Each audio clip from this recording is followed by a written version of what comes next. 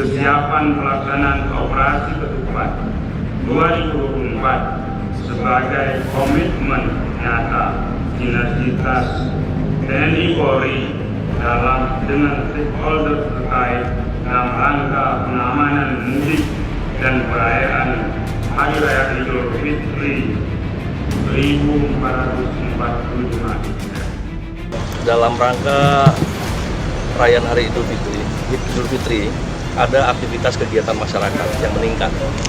Yang pertama adalah pasti ada pergerakan masyarakat untuk melakukan mudik dari Banda Aceh ke daerah-daerah dan dari daerah ke Banda Aceh juga. Kemudian ada aktivitas masyarakat untuk di tempat-tempat perbelanjaan, tempat keramaian dan sebagainya untuk persiapan Lebaran. Dan juga ada aktivitas masyarakat untuk melakukan ibadah. Nah, sehingga Polri beserta TNI dan pemerintah daerah serta komponen masyarakat lainnya kita melaksanakan operasi ketupat selawah kalau seandainya di Polda Aceh. Dan pada lokasi-lokasi yang rawan tadi, rawan kejahatan, rawan macet, kemudian rawan bencana, kita dirikan pos pengamanan.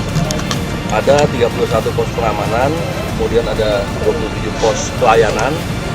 Itu ada melayani masyarakat yang sedang melaksanakan mudik, nah kalau mau istirahat kita layani di sana. Kemudian ada pos terpadu.